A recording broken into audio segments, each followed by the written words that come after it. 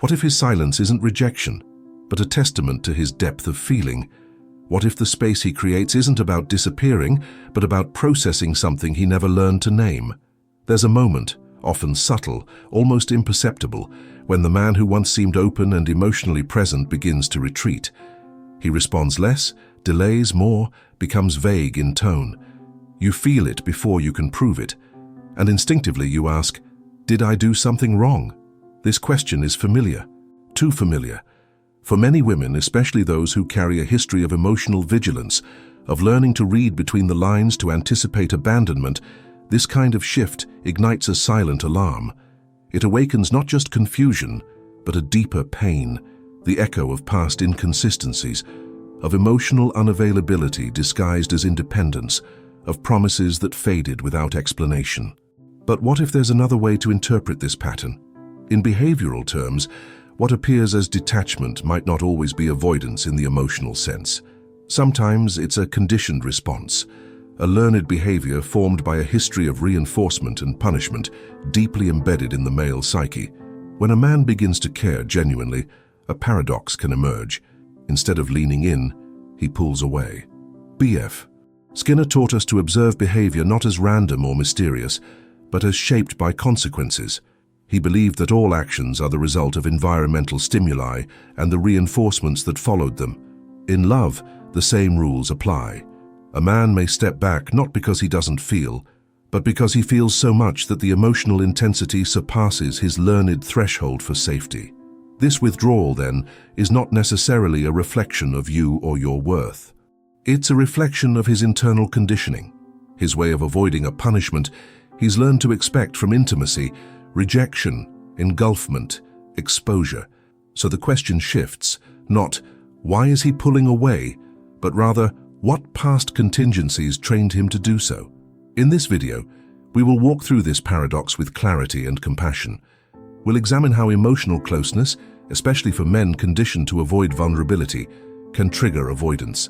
We'll look at how the reinforcement histories of both partners shape these moments of disconnection, and we'll explore not only how to understand the pullback, but how to respond to it, without collapsing into anxiety, self-blame, or pursuit. Because a woman who understands behavioral patterns doesn't chase confusion. She observes, she adjusts, and she chooses from a place of grounded awareness. Let's begin with the science behind this behavior and the ways that male withdrawal is often not emotional indifference, but a conditioned form of self-preservation. To understand why a man might pull back just as emotional intimacy begins to grow, we need to shift our lens, from interpreting feelings to observing behavior. B.F. Skinner didn't ask people how they felt about their actions. He asked what came before and what followed after. In behavioral science, this is the root of understanding. Behavior is shaped by consequence. Let's begin with operant conditioning, the fundamental principle that behavior is influenced by the rewards and punishments that follow it. Imagine a man who, in his earlier relationships or even in his family of origin, learned that opening up emotionally led to conflict, shame, or vulnerability he wasn't equipped to handle. In these cases, emotional sharing was not positively reinforced. Quite the opposite. It was punished by criticism, withdrawal, or overwhelming emotional responses from others. So what happens? The next time he feels a wave of closeness, his body associates it with threat. This is where avoidance as a learned response begins to surface. To escape the discomfort of vulnerability, because vulnerability in his mind equals danger, he retreats. He may not even be aware he's doing it. The behavior feels instinctual, but it's not instinct. It's conditioning. Negative reinforcement plays a powerful role here. In Skinnerian terms, negative reinforcement doesn't mean bad. It refers to the removal of an unpleasant stimulus. When the man pulls away, he often experiences temporary relief. Less emotional pressure, fewer questions, more space. That sense of relief becomes reinforcing. It teaches him. Withdrawing feels better than confronting what I don't know how to name.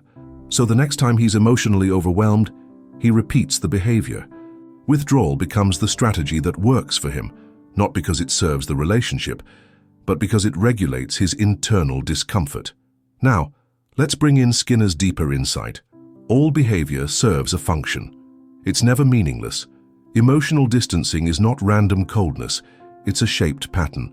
And if you observe without personalizing, you'll see it for what it is, a strategy for safety, not sabotage. This is why trying to talk him out of it in the moment rarely works.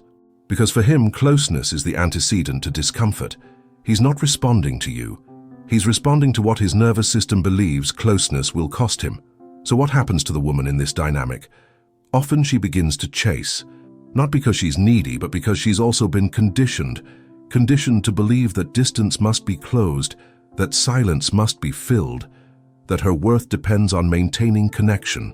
In behavioral terms, this is intermittent reinforcement. When connection is given and taken away unpredictably, the craving for it intensifies. The relationship becomes a cycle of pursuit and withdrawal, not because either partner is broken, but because both are responding to past contingencies they've never fully examined. The man isn't trying to hurt her, he's avoiding pain. And she's not trying to smother him, she's trying to avoid loss. In this behavioral loop, there is no villain. There is only learned behavior, and the chance to bring it into awareness. As Skinner might ask, what environmental cues are shaping these responses? What reinforcement history are both partners unconsciously repeating? Now that we've examined the mechanics, let's explore the deeper emotional triggers.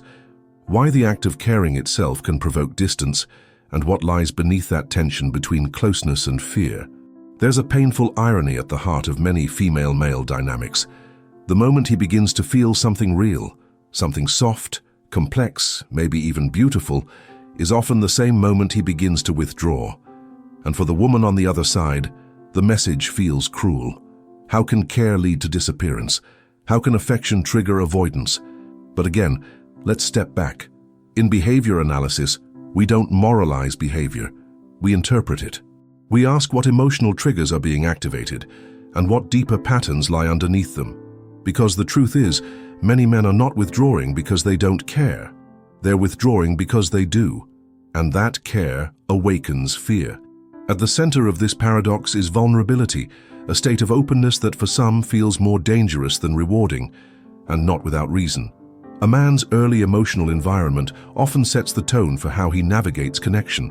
If he grew up in a setting where tenderness was shamed, where emotional needs were met with ridicule or indifference, he may have learned to equate emotional exposure with weakness. He may have never received the reinforcement that closeness brings comfort. Instead, he may have learned that closeness brings chaos. So when a relationship begins to deepen, when trust builds, when a woman starts to see the parts of him that aren't curated, his internal system doesn't necessarily say, "This is safe." It says, "This is dangerous." Emotional closeness triggers old data, memories of being shamed, misunderstood, or punished for feeling too much. And that past experience becomes the operating system in the present. From a behavioral perspective, we call this generalization, the tendency to respond to new stimuli based on previous reinforcement histories. His current partner is not his mother, or his first girlfriend, or the woman who dismissed his vulnerability a decade ago. But his nervous system doesn't always distinguish. If vulnerability was punished before, his body assumes it will be punished again, and so he pulls away, not out of apathy, but out of a deeply ingrained defense mechanism. This brings us to the intimacy-autonomy dilemma, a conflict at the core of many male withdrawal patterns. On one hand, he longs for connection. On the other, he fears being consumed by it. Intimacy threatens autonomy, especially for men taught that self-sufficiency is the only path to respect. To need another, to be emotionally impacted by another, feels like a loss of control. So when a woman gets close, when she becomes someone he thinks about, dreams of, maybe even depends on emotionally, he doesn't always feel expanded. He feels exposed, like he's giving something away that he was told he should always protect, his inner world.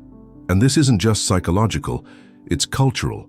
Societal expectations of masculinity have trained men to equate emotional stoicism with strength. From boyhood, many are taught that to cry is weakness, to talk about fears is too much, to rely on someone else is emasculating.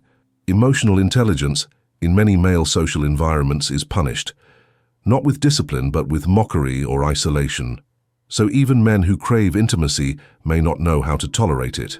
They may admire the emotional range of a woman, while secretly fearing its power over them. So when the relationship becomes real, when words like love enter the room, when care becomes a pattern rather than a possibility, the withdrawal begins. Not because the emotion isn't there, but because they never learned how to metabolize that emotion. Love feels like fire, warm but threatening. And here's where women often internalize the wrong lesson. They feel the shift, the coolness, the distance, and assume it's about them. They think they've made a mistake, said too much, felt too deeply, loved too soon. But this is another distortion born of emotional conditioning. Because often, it's not that she's too much. It's that her presence is awakening something in him he doesn't know how to face. When you are emotionally available, you become a mirror. You reflect not only warmth, but absence. You remind him of the places in himself that are shut down and of the tenderness he buried to survive. And for some men, that reflection is too much. They don't yet have the language for it, so they do the only thing they've been reinforced to do when discomfort arises: retreat. Skinner might say this is the product of a reinforcement history dominated by avoidance learning. Avoidance becomes the path of least resistance. It feels safer to disappear than to lean in. The consequence of engagement is too unknown, too risky, too potentially painful. But what about you? If you were taught that love is something you must hold on to, that distance is a threat, that you must fix emotional gaps to feel safe, then his withdrawal triggers your own panic. You pursue not because you're desperate, but because your nervous system has been trained to fear disconnection. So what happens? The more you move toward him, the more he moves away. The more he moves away, the more abandoned you feel, and the behavioral loop tightens. His avoidance reinforced by your pursuit reinforced by his absence. But there is a way out, and it doesn't lie in asking why he pulls back, but in seeing clearly what that behavior is responding to. Because once you understand the triggers, you stop taking them personally.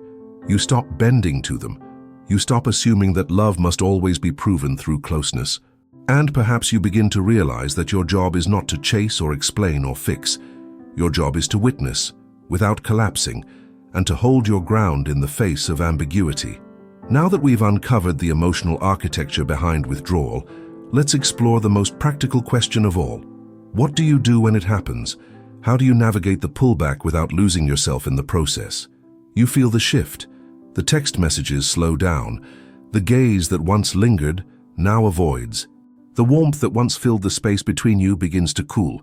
It's subtle at first, then it becomes unmistakable. And here you are again, left with the ache of uncertainty, left with the question that too many women have learned to turn inward. What did I do wrong?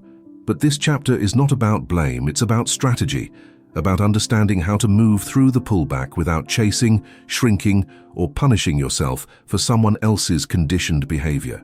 Because the moment a man pulls away, your nervous system wants clarity, and when it doesn't get it, it fills in the blanks with self-doubt. The first and most vital step is recognizing the signs for what they are, behavioral cues, not declarations of your inadequacy. A delay in response is not always avoidance. A sudden need for space is not always betrayal, but they are signals, and the woman who is emotionally self-aware doesn't ignore signals. She observes them. You're not reading his mind. You're reading behavior. Just as Skinner taught us, all behavior communicates. The way he touches less, speaks less, avoids eye contact, or changes his routine, these are data points, not mysteries. When interpreted without panic, they become information. And information gives you power. So how do you respond? Maintaining open communication becomes your compass, not in the form of chasing, interrogating, or seeking reassurance, but in the form of grounded expression. You can say, I've noticed some distance. If you need space, I'll respect it.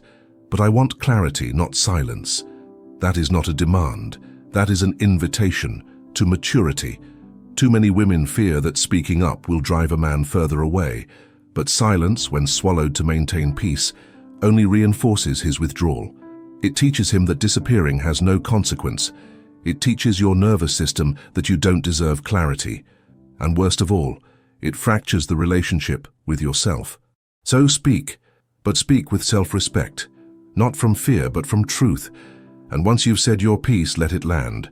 Don't fill the silence. Don't beg for closeness. Don't perform a version of yourself that feels more palatable. Your role is not to soothe his avoidance. It is to remain intact within it. This is where setting healthy boundaries becomes sacred. Boundaries are not walls. They are the architecture of self-respect. You're allowed to say, "I don't pursue people who leave me uncertain." You're allowed to say, "Emotional inconsistency doesn't work for me." A boundary is not a punishment. It is a filter. It separates those who can meet your standards from those who cannot. And when a man pulls back, your boundary reminds you that you are not here to beg for presence.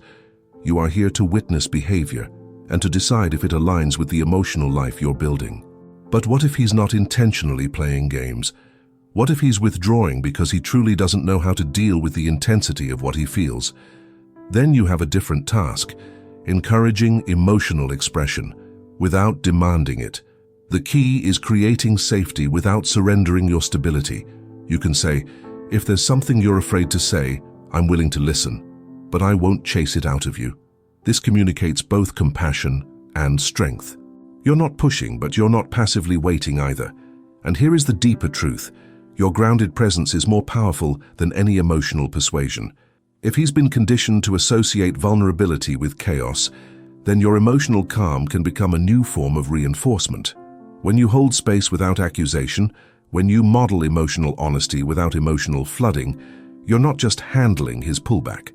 You're reshaping the environment in which it occurs. That is what Skinner called environmental change, modifying the context so that new behaviors can emerge. If his past taught him that closeness equals conflict, you teach him, by being consistent, that closeness can coexist with stability. That silence does not have to be punished, but it also does not control you. The critical moment is not whether he comes back. It's whether you stay rooted in yourself while he decides. Because a woman anchored in self-awareness doesn't abandon herself in someone else's emotional absence. She knows that space doesn't mean failure, that someone else's discomfort with connection is not her responsibility to fix. She waits, but not indefinitely. She communicates, but not compulsively. She cares, but never at the cost of her center. And if the distance becomes permanent, she lets go with grace, not because she didn't love, but because she loves herself more than she fears being alone. Now that you've learned how to respond to the pullback, without collapsing into anxiety or self-erasure, let's go deeper into what actually strengthens a man's emotional engagement. Because it's not pressure and it's not pursuit, it's reinforcement. Subtle, behavioral, consistent reinforcement. When you stop reacting and start observing, everything changes. You begin to see that emotional connection isn't built in grand gestures or passionate conversations. It's shaped in moments of consistency. In how someone responds when they're tired, in how they show up when you don't ask, in how they speak when no one's watching. This is where Skinner's legacy becomes not just intellectual, but intimate. If male withdrawal is a behavior reinforced by escape from discomfort, then emotional presence, his willingness to stay, express, and engage, must be nurtured not through pressure, but through positive reinforcement. That is rewarding the behaviors you want to see more of, not with manipulation, but with conscious recognition. But let's be clear, this is not about molding him. It's about reinforcing emotional maturity in the relational space you both inhabit. Let's start with what positive reinforcement looks like in a relationship. When he expresses something vulnerable, no matter how awkward or incomplete, you respond not with analysis, but with openness. That simple, "Thanks for sharing that, it matters to me," can carry more weight than a full conversation. You're not rewarding the man, you're reinforcing the behavior, and the behavior is honesty. When he initiates closeness, reaches out first, or takes emotional risks, don't gloss over it, especially if those moments have been rare. Reinforcement doesn't have to be exaggerated. In fact, it works best when it's subtle, genuine, and anchored in presence.